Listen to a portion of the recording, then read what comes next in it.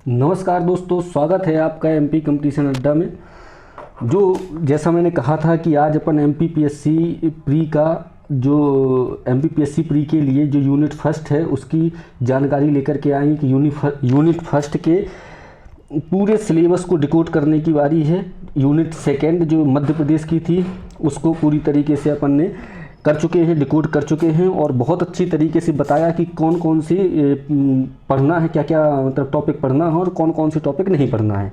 उसी तरीके से आज जो सबसे खतरनाक टॉपिक जिसको मैं कहूँगा इतिहास, इतना बड़ा सिलेबस है, 10 नंबर का क्वेश्चन आना है और पूरी इतिहास पढ़ने में ही 4 से 5 महीने या 6 महीने तक लग जाएंगे बहुत अच्छे से रटने में, लेकिन उस केवल 10 नंबर के लिए।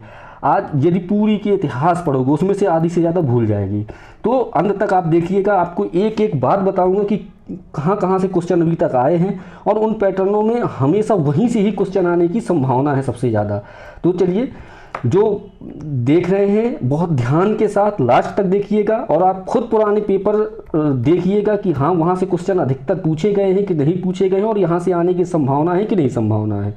तो देखिए, सबसे पहला जो पॉइंट है यूनिट फर्स्ट का वो है संकल्पना एवं विचार। मैं उसकी बुक भी बताऊंगा कि इसके लिए बुक कौन सी अच्छी रहेगी, ठीक है। तो संकल्पना एवं विचार में कम से कम 12 से 20 टॉपिक दिए हुए हैं छोटे छोटे, जैसे प्राचीन भारतीय ज्ञान परंपरा, भारतवर्ष, वेद उपनिषद, ये वेद उपनिषद, स्मृतियाँ, सभा एवं समिति, संस्कार, बोधिसत्व, तीर्थंकर, यज्ञ, कर्म का सिद्धांत, गणतंत्र, वर्णाश्रम, ये सब दिए हुए हैं। मैंने उनमें से ये 4 5 6 जो है तो ये निकाल के रखे हैं। कौन कौन से हैं अपने ये?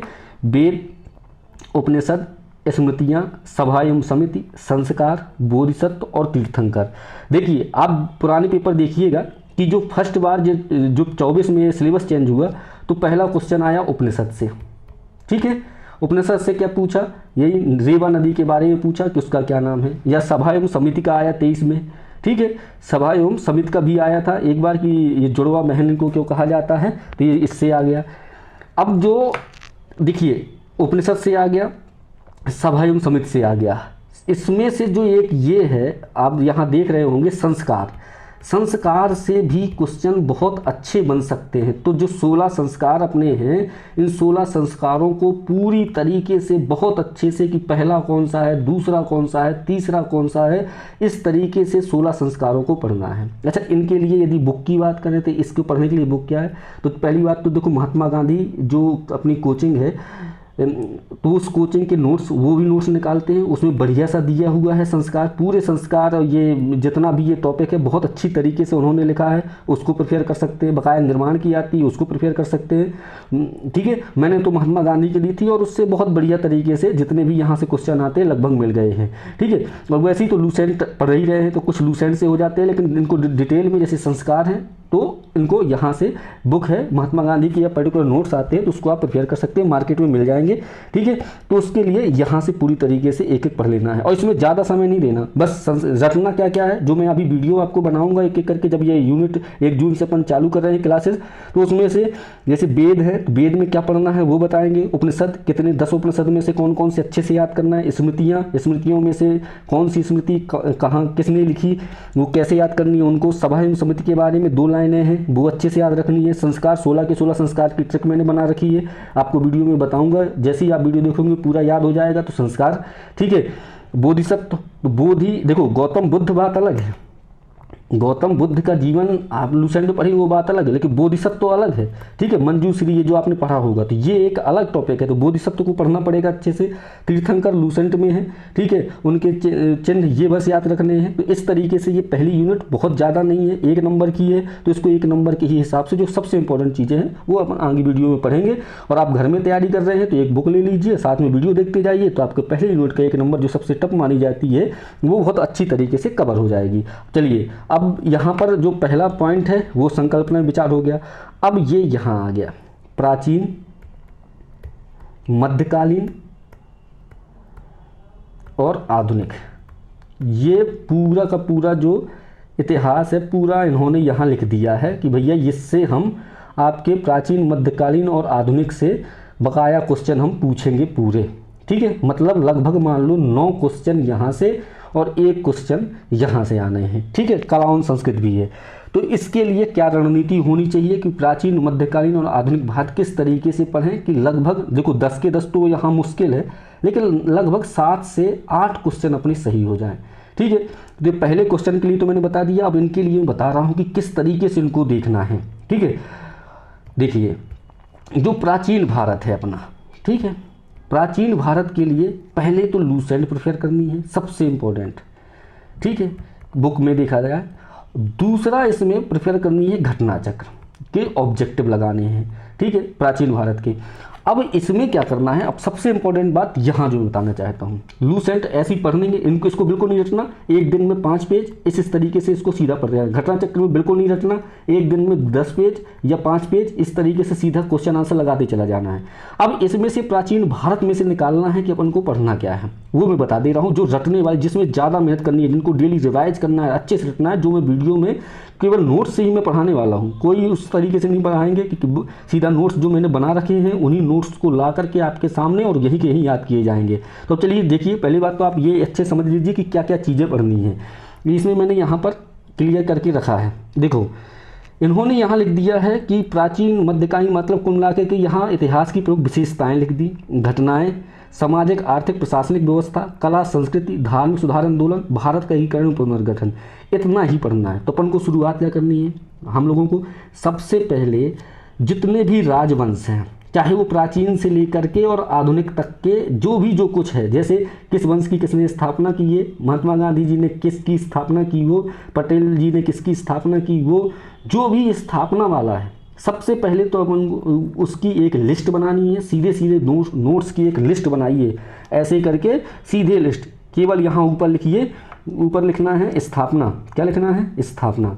अब जो भी स्थापना मिले, ब्रह्म समाज, आर्य समाज, ब्रह्म समाज, आर्य समाज, जो भी मिले, या हर्यक वंश, बिंबिसार, जो जिसके संस्थापक, कुछ नहीं सोचना, पूरे कम से कम 60 से 70, और मेरे हिसाब से मैंने जो नोट्स बनाए थे 100 पॉइंट उसमें मैंने बना लिए थे, 100 के 100। जब मैं 1 जून से वीडियो बनाऊंगा पूरी तरीके से तो आपको बताऊंगा कि किस तरीके से पूरे ये बने हुए हैं। तो 100 पॉइंट बना लेने हैं पूरे स्थापना वाले, ये आपने बना दिए। यहाँ से आपका 1 नंबर ही बिल्कुल हमेशा के लिए कंफर्म हो जाएगा कि MPPSC या SI दोगे तो यहाँ से यदि क्वेश्चन आएगा तो 1 नंबर आपको मिल जाएगा। ठीक है, तो पहला तो ये क्या करना है, सबसे पहले ध्यान से बहुत आराम से समझिए, एक एक करके। सबसे इंपॉर्टेंट यही है, वे नहीं कि सीधा किताब उठाई पढ़ना शुरू कर दिया और पता है नहीं है कि बड़ा सब्जेक्ट है और कहाँ से क्वेश्चन आएंगे। तो देखिए क्या 1 नंबर में क्या बनाना है, केवल स्थापना बनानी है कि किन किन चीज़ों की स्थापना कहाँ से हुई। तो यहाँ से ये कर लेंगे, ये ठीक है, विशेषताएँ लिखी हैं, घटनाएँ लिखी हैं, इन्हीं के अंतर्गत है ये सब, लेकिन मैं उसको तोड़ रहा हूँ कि किस तरीके से इनको करना है। तो इतना हो जाएगा। चलिए दूसरी बात देखते हैं। दूसरा देखना है संगठन। ठीक है, संगठन का जो मैं एक शब्द बोल रहा हूँ संगठन, उसमें क्या करना है कि जो संस्थाएं बनी हैं, संस्थाएं, जो इतिहास की जो संस्थाएं हैं, उनकी एक लिस्ट बनानी है।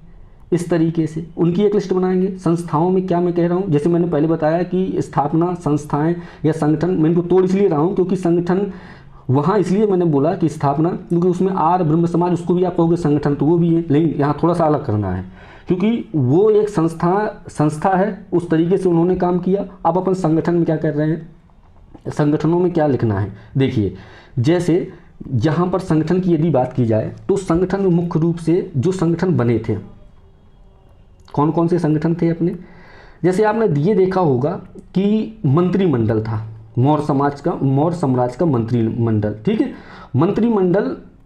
मंत्रिमंडल में ये था कि उसमें से राज्य मंत्री को क्या कहा जाता है, प्रदेष्टा कौन है। प्रदेष्टा इसलिए मैंने ये जानबूझ करके ये आपको नाम लिया क्योंकि ये MPPSC में आ चुका क्वेश्चन है। ठीक है, इसको क्या बोलते हैं, तो ये जैसे भी नाम है उसमें भी समितियाँ संगठन के अंतर्गत ये अपन को लिख लेनी है कि जल समिति, ये समिति, वो समिति, जितनी भी हैं ये पूरी समितियां, संगठन टॉपिक बनाया उसी में लिख लेनी है। ये भी कितनी रहेंगी आपकी, 20 से 25 समितियां रहेंगी, जो मैंने ये नोट्स में अपनी बनाई थी, वो आपको मैं वीडियो के माध्यम से एक एक बताऊंगा। तो दूसरी चीज़ ये कर लेनी है। तीसरा करना है, घटनाएँ लिख लेनी है। घटनाओं में क्या लिखना है, देखो जब अलग अलग टॉपिक तोड़ोगे तो ये बहुत अच्छी तरीके से आपका तैयारी हो जाएगी। घटनाओं में क्या लिखना है, अब आप लोग समझ गए होंगे। उसमें ये लिखना है कि आंदोलन कौन कौन से हुए, जो जो प्राचीन से लेकर के पूरा अपन को सीधा आंदोलन देखना है कि यार इसमें आंदोलन कौन फिट हो रहा है, घटना कौन फिट हो रही है। ठीक है, जैसे खुदीराम बोस को फांसी, भगत सिंह जी को फांसी, ठीक है, ये और ये 1857 की क्रांति में कौन कौन भाग कहाँ कहाँ से लिए, ये सब घटनाएं हैं। इन सब को एक लिस्ट बनानी है और पूरा लूसेंट रख लो, और जो भी आपके पास रिसोर्सेस हो उनको रख लो। और क्योंकि मैं नोट्स से तो आपको पढ़ाऊंगा, यदि आप सेल्फ स्टडी कर रहे हैं तो एक बार आप खुद भी अपना बनाइए। ठीक है, तो पूरी घटनाएं कितनी, एक टारगेट भी रखना है कि मुझे केवल और केवल 100 या 50, जितनी स्वेच्छा हो इतनी इंपॉर्टेंट घटनाएं लिखनी है। क्योंकि मैंने जो बनाई थी मेरी 70 से 80 के समथिंग घटनाएं मैंने लिख रखी हैं। तो इनको क्या है, डेली 10 पेज टोटल बनेंगे इतिहास के, टोटल 10 पेज बनेंगे। और ये पूरा जितना ये इन्होंने लिख रखा है ना, पूरा 1000 पेज का, अपन 10 पेज में इसको समेट लेंगे पूरी तरीके से। ठीक है, तो 70 से 80 घटनाएं लिख लेंगे। तो ये आपका ये वाला कंप्लीट हो गया। अब सामाजिक आर्थिक, अब देखिए यहाँ मैं थोड़ा समझा दूँ आपको कि ये लिखा है सामाजिक आर्थिक प्रशासनिक व्यवस्था, किस में लिखी है, ये आपके इसमें टॉपिक दे दिया। अब ये व्यवस्था क्या है, जो मैंने आपको बताया था ना कि संगठन में मंत्रिमंडल, ये सब पढ़ना है। तो बस यही यहाँ से सब हो गया ये कंप्लीट। अर्थशास्त्र किसने बनाई, ये सब यहाँ से आप संगठन लिख लोगे, ये पूरी लाइन ही कंप्लीट हो जाएगी प्री के हिसाब से। मेंस की बात अलग है, जब मेंस का देखेंगे तब आगे बताएंगे। पहले प्री के हिसाब से सामाजिक आर्थिक प्रशासनिक व्यवस्था ये पूरी तरीके से कंप्लीट है। चलिए आगे देखते हैं कला संस्कृति। अब कला संस्कृति ये बहुत इंपॉर्टेंट है। देखो कला संस्कृति के लिए मैं आपको बताता हूँ तरीका, बुक भी इसके लिए बताऊँगा। देखिए कला संस्कृति का सबसे इम्पॉर्टेंट चीज़ क्या करनी है अपन को, इसको भी थोड़ा सा अपन को रणनीति के हिसाब से लेना है। इसके लिए तो जो लूसेंट का पिछला सबसे लास्ट का हिस्सा रहता है उसको पढ़ लेनी है, उसकी कला संस्कृति थोड़ी सी देख लेनी है। दूसरा एक बुक आई है मार्केट में, स्टिक, आपने सुनी होगी, स्टिक की जीके आई है मार्केट में, उसको ले लो। वो जीके में कला संस्कृति उससे पढ़ लो और लूसेंट पढ़ लो। बस जो क्वेश्चन आएगा उसको कुछ रटना पड़ेगा और उसको आप एक नोट्स बना करके और उसको पूरे कला संस्कृति संबंधित जितने फैक्ट हैं उनको लिख लो।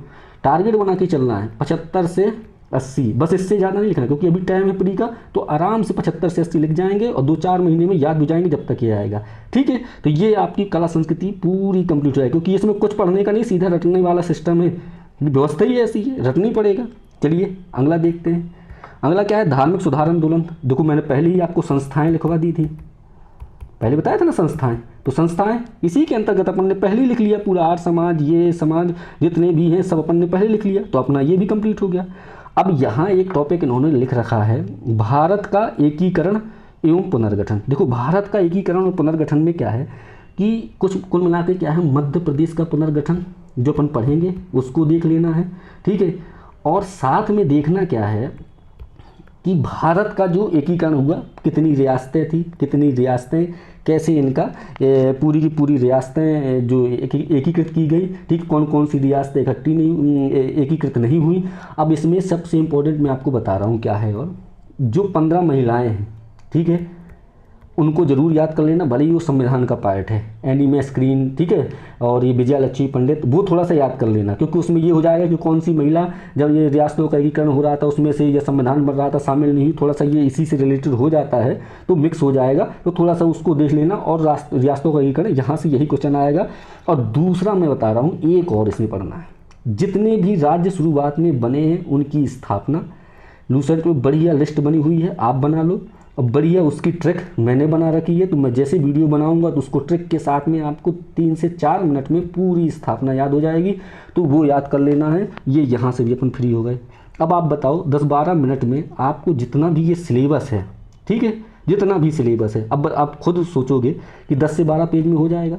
अब फिर भी मेरी बात पे अभी आप ऐसी थोड़ी ना भरोसा करोगे। अब आपको क्या करना है, ये वीडियो देखना है, घर में पुराने पेपर उठाना है 2024 से, फिर मैच करना है, और मेरे वीडियो आप देखते जाओ कि क्या सच में यहाँ से क्वेश्चन आए भी हैं जो मैंने बताया है कि इतने से नहीं आए।